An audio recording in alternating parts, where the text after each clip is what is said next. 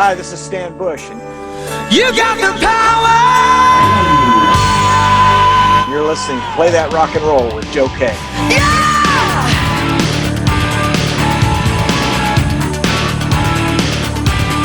You got the touch! And you can check out anytime you want. But just call me Joe. And I can play that rock and roll for you. This is not a test.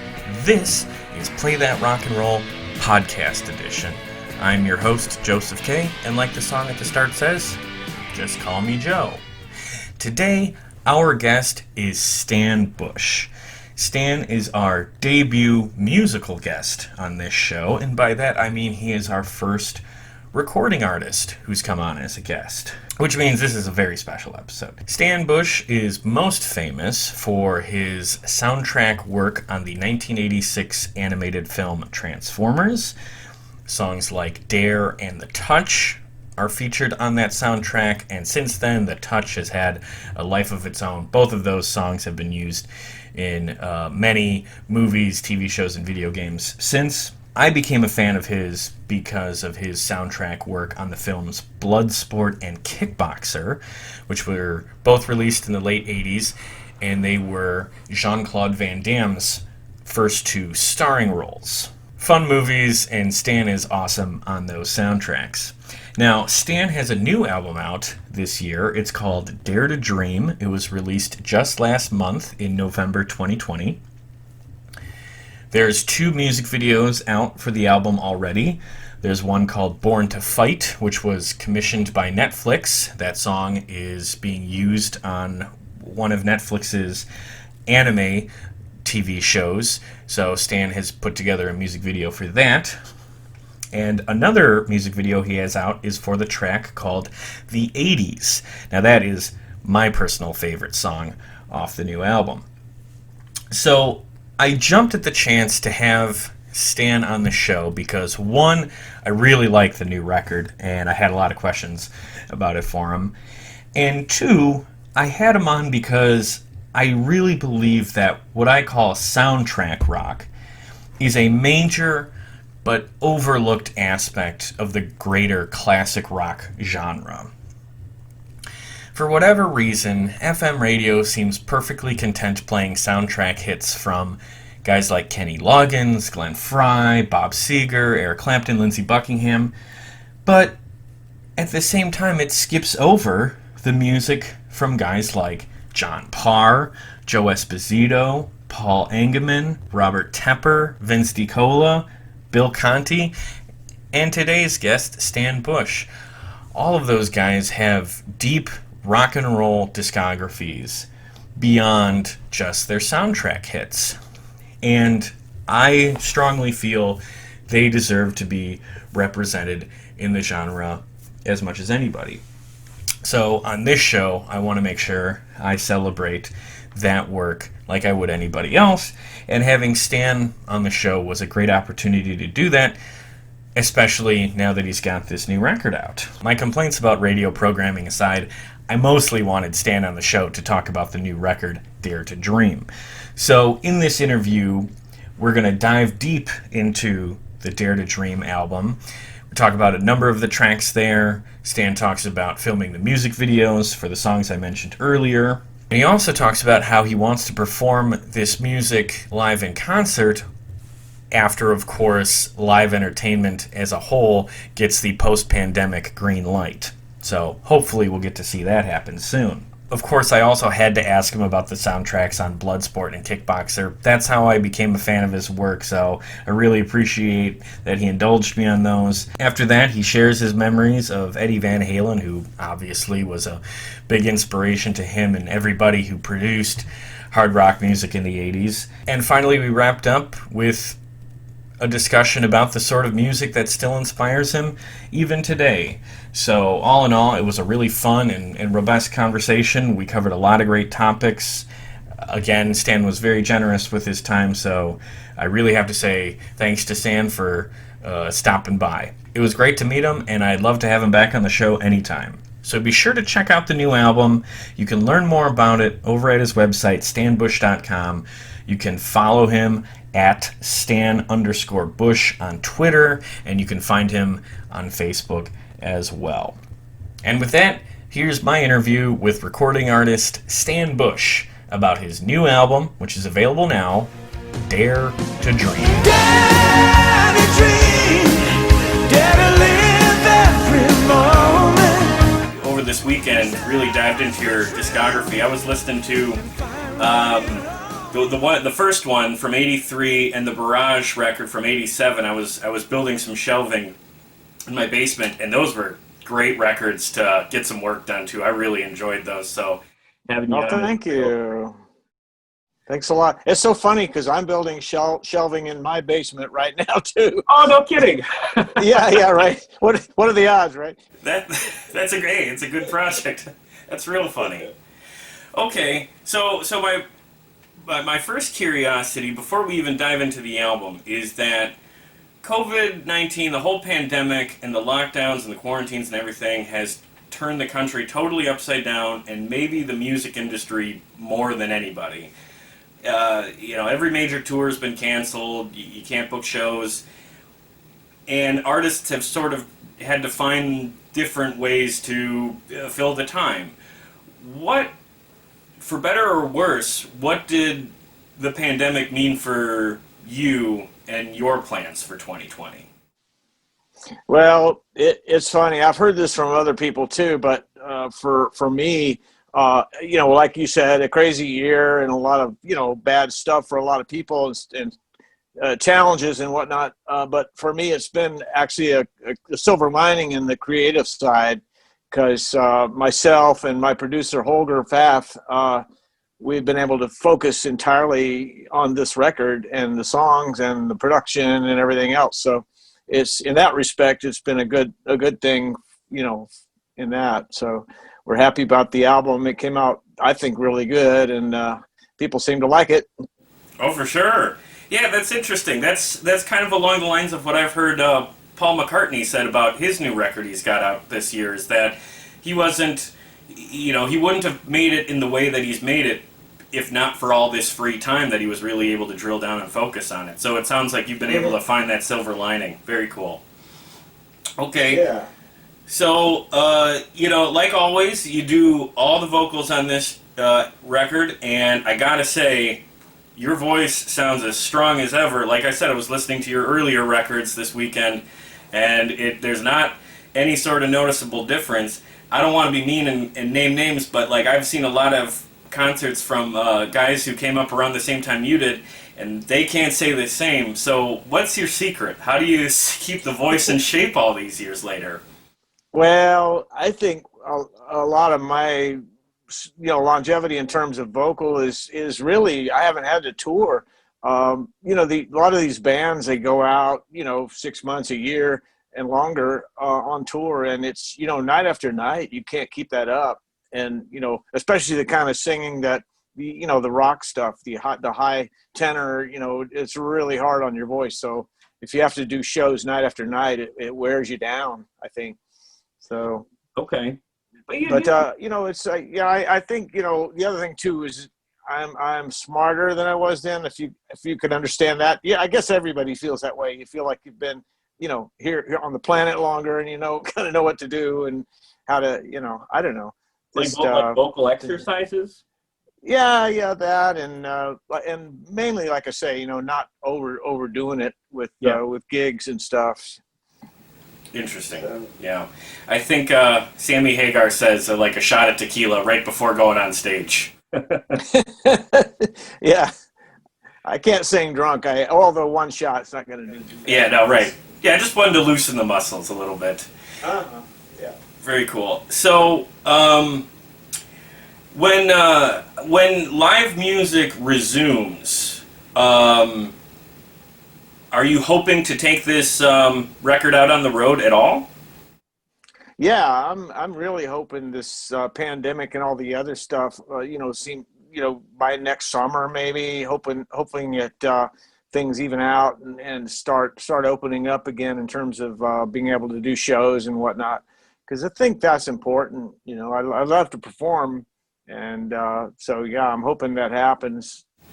Yeah, it's been such a missing aspect of all of our lives, and I think, you know, as soon as those shows open up again, the crowds are going to come rushing back. When you think of this album and looking down the road, what songs off this record are you most looking forward to performing?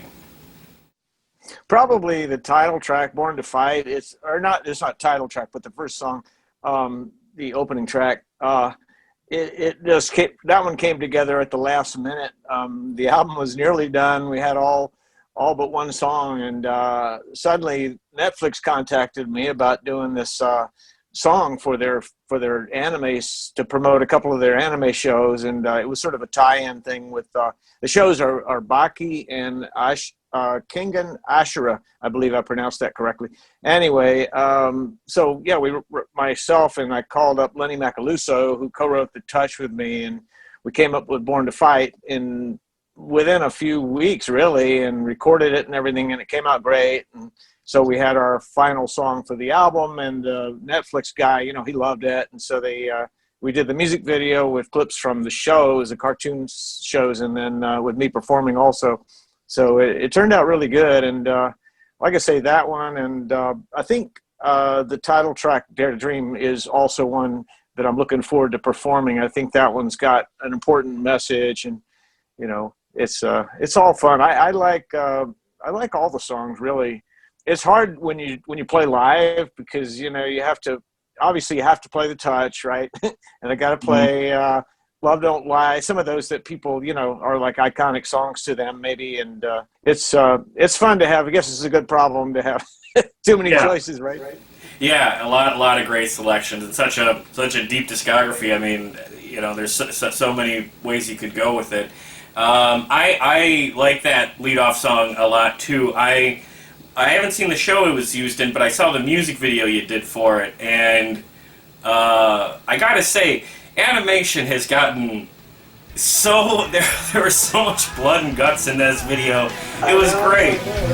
You were born to fight, fighting down to the wire, fighting into the dark.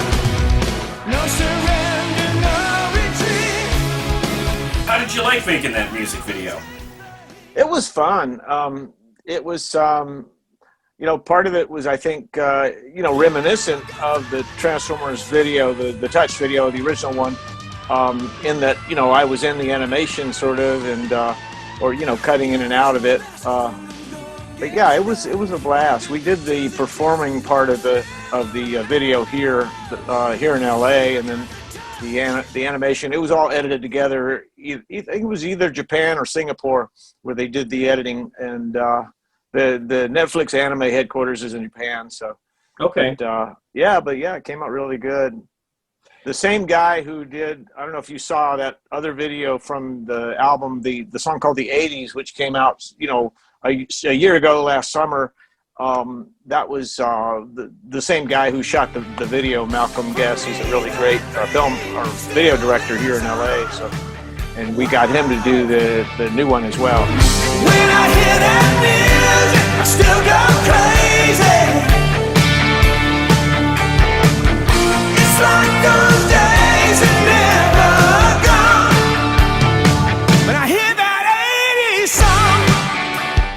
Oh, real cool. Yeah, I did see that. I saw both those videos. The 80s one is really good too. Thank you. Do you enjoy making videos more now versus back in, you know, the MTV days, or is it, or was there a certain magic about that era that's hard to recapture? Well, it is hard to recapture that. Yeah, the thing too, not just videos, but movies back then. Remember, like they would have like songs throughout the movie, and they'd play big sections of them, and the story of the movie was with the songs. It was great. One of my favorites was like Top Gun. That was so cool, you know. Top Gun. Really cool stuff, uplifting songs and whatnot. So there's a couple of 80s movies I can think of where the soundtracks are stronger than the movie itself. You know? Yeah, that's true. That was the case in a lot of them. Yeah. And it was a different era, you know, obviously, but I like that type of filmmaking where the songs are sort of part of the story. Oh, for sure, yeah. My favorite song from the album is the one you just said, the 80s. That is a really cool number. I like the music video for that, too. It's a fantastic celebration of, like, that whole rock and roll scene of the 80s. And I also sort of like that it's a song about music. And those always work for me. I think of It's Only Rock and Roll by the Stones, and Old Time Rock and Roll by Bob Seger. John Fogerty did one called Creedence Song. And the cool thing about all those, and yours, is that, like, they're celebrating music we already love, but as standalone pieces, they're also very strong. So Thank you. What inspired, what is that 80s song that you wrote about? What are some of the songs that inspired you when you were putting together the lyrics for that one? Well, one you didn't mention just now is Summer of '69. That was like the ultimate sort of, you know, reminiscing back to your young days of youth and all that. Those were the best days of my life. We grew up in a cool time, and you know, obviously for me it's more like the '70s. We won't go there. No, but 80s music is like killer. I mean, that's what I still do basically is 80s music. I never really evolved from that, you know, and I think I'm getting better at it all these years later.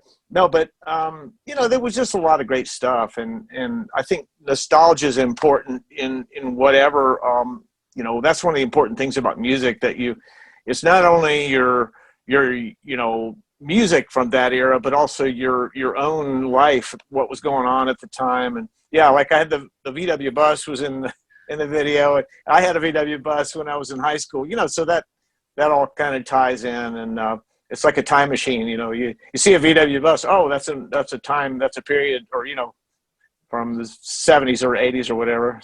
So Takes you back for sure. Yeah, takes you back. I like that one a lot. Thank you. You were on Scotty Brothers records, right? Did you know Jimmy Jamison from Survivor? Yeah, I never met him. Well, okay, I say that. No, actually, I didn't. I hadn't never met him. I love his voice, but it was a big shame when he passed away, and he's going to be missed by all. But yeah, when I toured with Survivor, I was the opening act. I guess it was 1994 in Europe, mostly Germany. But at that point, they had their old singer back for that tour. I'm not sure why. The original, the guy who sang "Eye of the Tiger," Dave Bickler.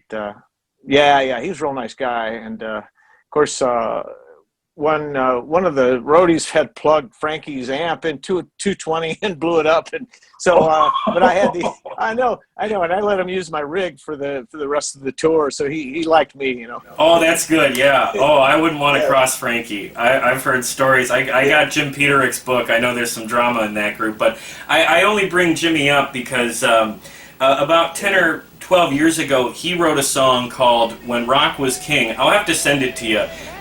It's not as strong as your song, the 80s, but it's along that wavelength. It's looking back of that great era of music, and you might get a kick out of it, because I think it's like a good companion piece. I'll check it out. High before this laser beam, it's 80s on my time machine when rock was king.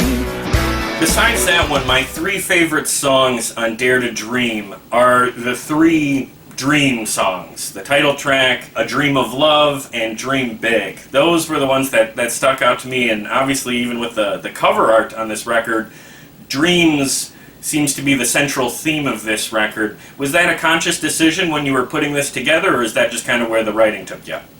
Well, that's funny you should ask, because I got into a little bit of a panic because I saw, hey, wait, I got three titles using the word dream in the album. But then it occurred to me, hey, it's a theme, you know. So I just kind of ran with it. And A Dream of Love is really a cool, that to me is like it's got this AOR vibe. Like, you know, I like how it builds up. It's got a really neat melody and all that. And of course, Dream Big is a big, huge, you know, anthem about believing in yourself, and like the dad tells his son, you know, to dream big in life, you know, and that's that's a great message for all of us. And It's your life, you can dream it. No mountain you can't climb. Nothing. it's funny because people ask me about, this motivational kind of stuff and why I write those sorts of songs. And like, I guess it kind of started with The Touch. I don't know, I like positive songs. I believe that we create our own reality, and you sort of, in this world, in this life, we can do a lot more than we think we can do. We have a lot of power. So it's good stuff, and it's just, I don't know, I just kind of sort of fell into that. To me, it's great. If you can do something to bring, happiness to somebody or whatever, then, hey, what else can you say? What can you do that's better in a way, Well, that's such a great theme to have, because as we're closing up for a lot of people, a garbage year, and going into 2021, I think these are the kinds of songs and messages that we need. We got to start off the next year on a strong foot. So that's why those really, registered with me. Thank you. That's great. The closer, Home, that was an interesting change of pace. That was like a slower, more, I don't want to, not acoustic, but an interesting piece as well. How did you write that song? It's a long road. Carry me home. I think inside all of us have that sort of longing to go back, maybe not to a place, but to a time, and that sort of thing. And I don't know, I guess each of us throughout our lives, we carry this like identity that we sort of, the child within kind of thing. I even haven't had an album title years ago with that title. And Oh yeah. to me, it's just kind of a thing where we all long to, like we're all salmon, I guess. We're trying to swim back home or something, back where we came from. And they say you can't go back, and maybe that's true, but you can definitely think about it and remember. And we all had to grow. We grew up with our folks and our siblings and whatnot, and had it was a different thing, a different time, and that sort of safety, and you don't have the stresses that we have as adults, right? Yeah. And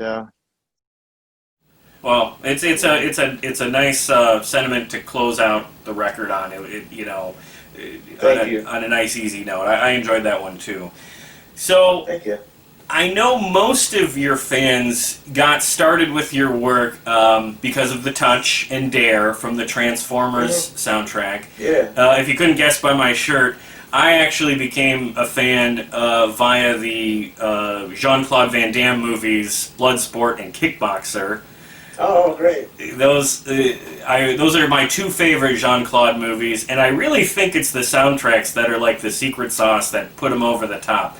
Those were collaborations with Paul Herzog. I'm not terribly familiar with Paul, so can you tell me a little bit how you got those gigs? Well, I'm not sure how the actual referral took place, but I was basically hired as a singer to do those. The one song Kickboxer was, or on the Kickboxer movie called Never Surrender, that was Lenny Macaluso wrote that. So that's kind of when I met him. And through the Scotti brothers was when they hooked me up with a few different guys to songwriters to work with, and that was like, to me, very eye-opening, because I was still coming into my own a bit as a writer back in those days. And, I still write with Lenny. He's great. And, like I say, what can you say about Lenny? I mean, he's just really good. And but yeah, that was what happened on those movies. I was basically brought in as a singer, and I did a lot of stuff back in that time. I was doing commercials and stuff, and demos, and singing on different albums and things. And I sang on an Alice Cooper record and Jefferson Starship. I mean, they would use me for different, really, you know, it was cool. It was they wanted that rock voice, you know, that sound. Yeah. Did you meet Alice or anybody in Starship? Yeah, he was real nice. Yeah, Okay. that was that one. Yeah, he's a good guy. Which record was that? Well, it's the one with Centipede. I don't know what that is. That Wayne's World time or the one after it? I can't remember. Oh, that's cool. I didn't know you were on those. Did you ever meet Grace Slick, or was she gone at that point? No, she was gone at that point. But I didn't even meet Mickey Thomas at that time. It was just, but I was brought in to sing backgrounds. Okay. The producer, yeah. Anyway. Hey, that's still awesome to be part of those legacies. Yeah, Kane Roberts, I sang on his album. Okay. And, who was the guy, the original keyboard player for Journey? His Jonathan album. Cain. Before him, there was another guy. I worked with Jonathan as well. We co-wrote songs, and after Journey broke up, he was, you know, kind of looking around, deciding what to do, and we were maybe going to do a band thing, so we wrote 3 or 4 songs together. And great guy, really talented, and but then they wound up doing Bad English after that. So. Oh, Bad English. That's right. Yep. Okay. Yeah. Jonathan Waite. Yeah, John yeah. Waite. John Waite. Yep. Yeah. Yep. Okay. So, when you go out on the road, do you like playing those soundtrack songs? Do you get a good response from Never Surrender? Or my favorite is Fight to Survive, but they're all great. Thank you. Yeah, it's funny. I was like, Fight to Survive has got, you know, a couple TV shows recently in the last couple of years, and Oh yeah. I still like listen to that. That's a high E. I don't even know if I could hit that anymore. Oh. That Fight to Survive. It's like nuts, like stupid high. It's like, man. Now I've always had a high voice, but I mean that one was especially up there, you know. Yeah. I just watched Bloodsport over this weekend, and man, that's during the fight scenes. I mean, there's not a better song that could play during the action of martial arts. So I think you really that's a masterpiece when it comes to fight music. I love it. Claim a fight to survive.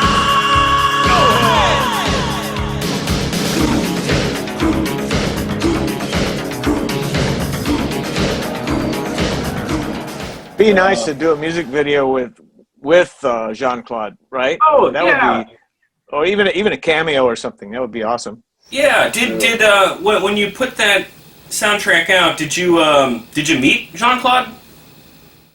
I did. Yeah. Okay. I met him at the screening for Kickboxer, and Yeah. he was trying to talk to my wife at the time, my first wife. And he was like, "Who is this guy?" Kind of, you know. And then she sees him on the screen with his shirt off. Like, whoa! You know? Oh, No, but I saw him a couple of years after that. I was playing at this big outdoor bar, and he comes in. The bouncers were giving him a hard time, and I said, "Oh, let this guy in, right?" And anyway, he came over and thanked me after that, and I said, "Oh, yeah, by the way, I'm the one who sang." And he said, "Wow, you said the music was better than the movies." He really said that. But anyway, that's the only time I met her. Those 2 times. That's great. That is really funny. He's always struck me as like a real funny guy outside of it, so I'm glad those anecdotes confirm it. Yeah. Earlier this year, I talked to a guy named Austin Trunick who's writing a book about Canon films. He's writing a series of books about those. And they made Bloodsport. And they're sort of an infamous film company. And I just wonder, when you were putting together the Bloodsport soundtrack, did you meet anybody from Canon? Not really. It was just at some obscure studio, you know. Oh, okay. I think it was in a house actually in the hills above Malibu Beach, and where we did the actual tracking, you know. And again, I was just sort of more of a hired gun, you know. Hey, here, sing these songs, and it's like, oh, okay. Yeah. So, What a fun process. Yeah. I always love, you know, doing this stuff. It's like, it's funny. I play guitar for, you know, like 50 some odd years, but I, you know, it's like always kind of work to play well, you know, and now I just like hire guys to play like Holger, my producer. He's great guitar player. So it's like why even bother? I mean, I play live, but it's like, and I come up with parts, but to sit and play in the studio is really not easy. You got to have tuning right. You got to play everything perfect. And it's just not that easy to do when you have guys around that are killer at that, it's like, so just hire some guy. But singing is like, okay, I can do that. You know what I mean? It's like, That's funny. Came naturally or something. A lot of repetition, I imagine, if you're recording music in the studio too. Yeah. It is. That's the thing too. You want to keep the freshness and the excitement and all that. So that's important. But in the old days, they just get 4 or 5 guys in a room and turn the tape machine on, and you'd play a lot of the album live, or the tracking at least, the bass and drums, and then later replace the vocal and stuff. But Okay. yeah, a lot of ways to go. So your background is, like we were talking about, that 80s hard rock sound, and sadly earlier this year that genre lost probably the biggest character to come out of it, which is Eddie Van Halen. I have to imagine that Eddie's music inspired you to some degree, or at least interested you. What did Eddie's music mean to you, during like the Barrage days? Well, like I say, that guy was awesome. I mean, he's like amazing talent, and I think I mentioned this already, but Top Gun, that movie, that's what dreams are made of. That kind of song, just like, wow, I love that song.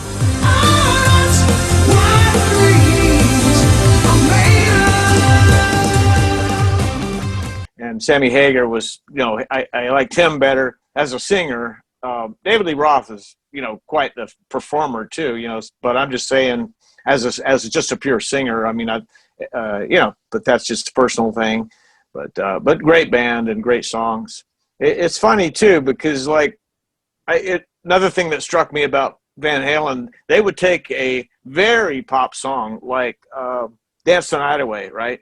If you did that song with a pop production, it would be so cheesy, but because it was cool and the music was amazing, it turned it into this great rock song, but what I'm just saying is the song itself is not the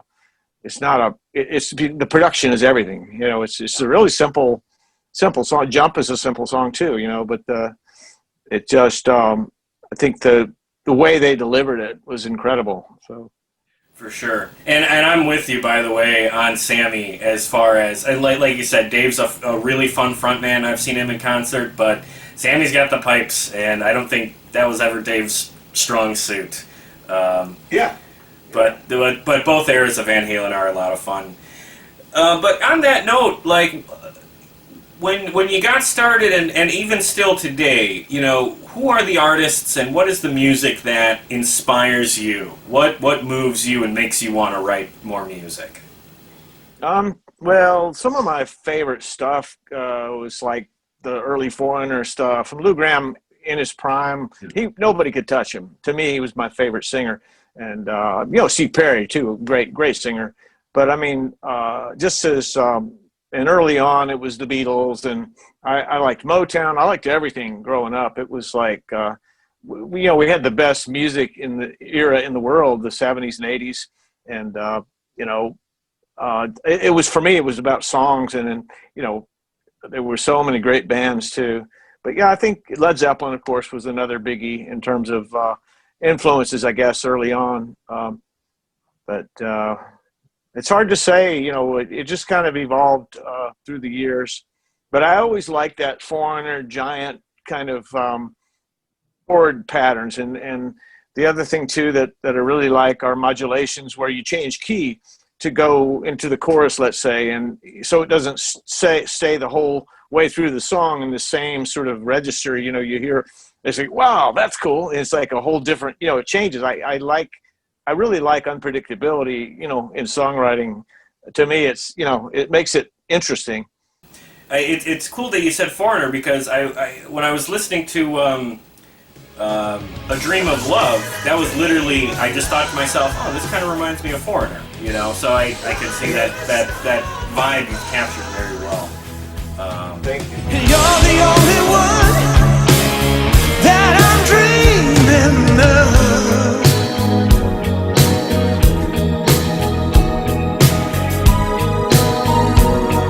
of. You know, there's a lot of positive news coming out about potential vaccines. I was listening to Joe Walsh's radio show this weekend, and he said that he's hearing that, you know, the engines are getting ready to, you know, put on live music once again. Hopefully, you know, bands are going to be able to get back out on the road. I know you're hoping to tour behind Dare to Dream if everything goes well. When you go out on tour, you said you don't go out for like 6 months at a time. What sort of tours do you like to put together? Well, generally it's not touring per se. I mean, okay, I'll just do a show here and there, like a festival in Europe, let's say, like a year ago, I guess it was, a year ago this month in the 30th of November right now. That was actually a year ago, I think exactly. Oh, I wow. did the Heat Festival in Germany, yeah, and there were several bands. It was a weekend-long thing, and I had performed in England the year before that, and a couple times I performed with these guys, local musicians in England, and they're great players. Anyway, so I called them up again for this German show that we did, Germany show, and but yeah, and when we do stuff in the States, occasionally, like I did a show in a couple of years ago at the Whiskey and here in LA, and also something in San Diego the year before that. So I have like local guys that, like with my producer, guitar player Holger Fath, you know, he and I and some other guys, we have kind of a band when I perform in LA. But it's one thing, at least with the solo artists, that's a benefit, is I can get musicians or bands sort of put together around me. So, you know, like you don't have to pay for a whole band to fly over to Europe and hotels and airfare. You know, it's a lot of expense that's saved, you know, by being a solo artist. So, And but no no interband drama either, right? Well, there is that. No, I'm just saying you're right. That is a plus. But yeah, no, they learn the stuff ahead of time, and I just show up 2 or 3 days ahead and rehearse a couple of times, and that's usually enough. It works out well. But no, actual touring per se, where you go out for weeks or months at a time, I really haven't done much of that. I think the Survivor tour we did, you know, maybe 7 dates or something over a period of a couple of weeks. And I live in Milwaukee, Wisconsin, so pardon me if this is a sort of a selfish question. Do you know if you've have you ever played Milwaukee or Wisconsin, or maybe just Chicago? I did a show in Chicago. It was like maybe 5 years ago. Oh, okay. At a rock venue there, and there was another. I guess the only place that was remotely close to that was Louisville, Kentucky. There was a Transformers convention there. Oh, nice. And we played. Yeah, that was a. So it sounds like festivals and like convention appearances are sort of your live performing bread and butter. What are you talking about? Like for monetary? No. I mean just like when it comes to live performing. That's like your comfort zone. Those are the best gigs for you to book. Oh yeah. No, I kind of it's really fun because like I do have a local thing that we play out with an acoustic band with the bass player from Quiet Riot and nice. He's great, and the drummer from America toured with Joe Cocker, Tina Turner, and all these people, and the guitar players play with a lot of people as well, and also plays violin. So we do like Zeppelin and you know, just fun stuff. It's a very cool band. Acoustic Saints it's called. So Okay. that, you know, just doing gigs like that around kind of keep me in shape vocally, and That's got to be a treat for the locals. I'm gonna have to move out to California. well, that's true. You know, you got everything out here. You know, it's I guess any major city is going to have some top-notch players, but you know, you got everything here, and it's probably the same in any big city. Yeah, we're spoiled in Milwaukee because we have Summerfest, which is the world's largest music festival. And I only bring it up because if you make the decision to actually go out on the road a little bit, have your promoter look that one up. It draws huge crowds, and I think you'd do really well there. Anyway, it's fun stuff. So, well, all right. So it's officially Cyber Monday now, which means we've entered the holiday season, and Christmas music has reared its head to the delight of some and the misery of others. Yeah. Since it's almost Christmas time, I gotta ask, how do you like Christmas music?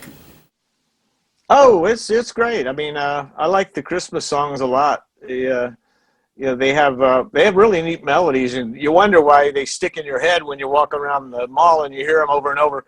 It's because they're good songs. They're great songs. And For sure, yeah. and very positive. So that leads me to ask: could you ever foresee a Stan Bush Christmas song? Oh, you mean writing one? Yeah. Yeah. Oh, yeah. No, I'd like to do that. I should work on something for next year. Oh, I think that'd be a lot of fun. Very unique, but capturing that optimism and goodwill towards man, that seems to be up your alley. Oh, thanks. Well, okay. I think that about does it for me. I really appreciate your time. I just wanted to say that I think people should buy the new record. I've listened to it a couple of times now. All the music there is motivational and uplifting, optimistic, and like I said earlier, that's the kind of stuff we need right now. So for fans who are looking to get the record, through your website's the best way to do that, right? Yeah, I think so. Yeah, stanbush.com. It's on iTunes as well, and yeah. Okay. And then as far as your back catalog goes, I always wonder this because I know certain, like Spotify doesn't, pay artists very well. What's the best way for fans to get a hold of your back catalog in a way that supports you the best? Just the website, really. It's funny you mentioned that because the 5 albums that I did before the latest 6 are now available on CDR or CD, not CDR. What I mean is they're actual manufactured CDs. So that's kind of a cool thing. It's like now that they're all available in those silver CDs, so that's a good thing. And it's people have been after me for years to do that, and I've finally took the plunge. Yeah, nice. But it's people have had trouble finding those, and the ones I could name them, but I think you can just on the website it has all of them, and yeah, so very cool. I'm sure you get this question too, but has any of your stuff been like re-released on vinyl?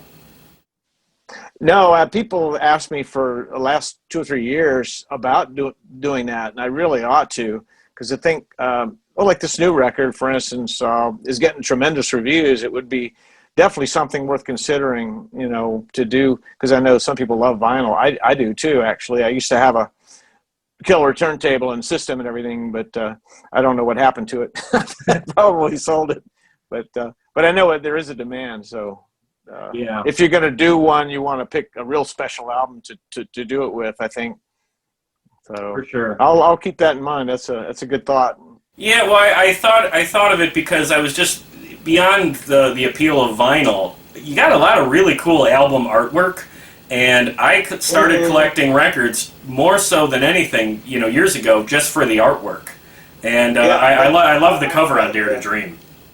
Thank you. That's what I loved about the vinyl albums too. It had the big artwork. My first 2 albums were vinyl, so the original. Right. Stan Bush and Barrage, right? Yep. Yeah, Stan Bush. There was one. The first one was just Stan Bush, and the second one was Stan Bush and Barrage. So, but then after that, it was CD, and so.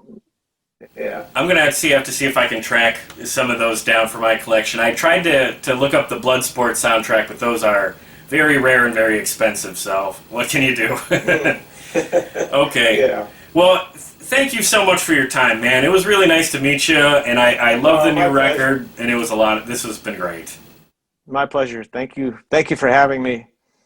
And that was my conversation with Stan Bush about his new album, Dare to Dream. Dare to Dream is available now, so go to his website and check that out. So I need to thank Stan for being so gracious with his time and for being the first ever recording artist guest on this show. And just as a fan, I also have to thank him for all the incredible music he's produced over the years. If you're not familiar with Stan, beyond this new record, Dare to Dream, I would encourage you to listen to his music on the Bloodsport and Kickboxer soundtracks. I think those are a lot of fun. And if you want to go just a little bit deeper, check out his first two records. His 1983 eponymous debut, and he's got a 1987 album called Stan Bush and Barrage. Both of those are great entry points to his discography, and you can explore from there. But before that, get Dare to Dream. Dare to Dream is a great record for longtime fans, and I think it's also a great album for casual fans who want to reintroduce themselves to Stan's work. It's that classic 80s hard rock sound, and Stan's vocals are as strong as they've ever been. So I really recommend it. I enjoyed it quite a bit. If you want to learn more about the record or about any of his records, you can go over to his website, stanbush.com. You can get physical copies of any of the albums he's put out over the years, which is not always the case with artists. So I think that's very cool that you can do that on his website. I'm a big proponent of physical media because it supports the artist directly and it gives you a permanent piece. You know, streaming services move music all the time. So get that physical CD for your collection. Again, that's stanbush.com. You can also find him on social media. He's on Facebook, and he's at Stan_Bush on Twitter. And after you've got Dare to Dream and you've followed Stan on social media, please remember the big 4 things you can do to support this show, all of which cost you $0. 1, listen to the show. Hey, if you're hearing this part right now, you already did it, so thank you. Thank you for doing that one. 2, recommend the show to family, friends, or anybody you know that is looking for a podcast about rock and roll or music in general. If there's web forums or Reddit posts or social media threads that are looking for podcast recommendations, please post our link. It's much appreciated. Word of mouth is the best promotional tool for any podcaster, and that is something I have to rely on my audience to do. So if you can, please spread it around. 3, find us on social media. I am at Play That Podcast on Twitter, Play That Rock and Roll on Facebook, but if you search Play That Podcast, all one word, you'll find us. And you can subscribe to our YouTube channel, youtube.com/c/playthatrocknroll. And the 4th thing you can do to support us is give us a good rating and a positive review on any platform you listen to podcasts on, be it Apple, Spotify, Amazon, whatever. Leave us just a nice rating and review. That helps a great deal in a show's early days, which we absolutely still are. Remember, this show is less than a year old, so any positive ratings and reviews help quite a bit. And with that, I'll just give you a tease of what we got coming up.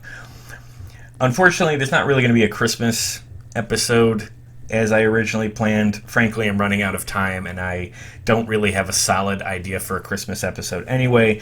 So instead, the next episode is just going to be a year in review, sort of retrospective on what we accomplished in 2020. I promise it's not going to be a clip show, but it'll be a fun, shorter episode than normal that looks back at the year and then also talks about what I'm hoping to accomplish in 2021. And I can announce the first podcast episode of 2021. That is going to be a deep dive on Stan Bush's full career. And that's an easy pick because in the last week or so I've been listening to a great deal of Stan's career, and there's just so much fantastic music that I'd love to talk about in full. And now that I've had a chance to meet him and he's got the new record out, I think it's a great opportunity to do just that. So we're going to start 2021 off on a strong note by diving into the full discography of Stan Bush. And with that, I just want to say thanks so much for tuning in. And really, thanks for tuning in all year. I really appreciate each and every one of you who gave this show a chance in its first year. Yeah, it means quite a bit to me, so thank you very much for that. Since we're at the end, Stan, one last time, play us out. Can't stop this feeling of the 80s. For me, the dream still lives on. Wow. When I hear that music, I still go crazy. You're listening to Play That Rock and Roll with Joe K. Oh, that's awesome. You made my day. Oh, that's cool. Yeah. When I hear that 80s song.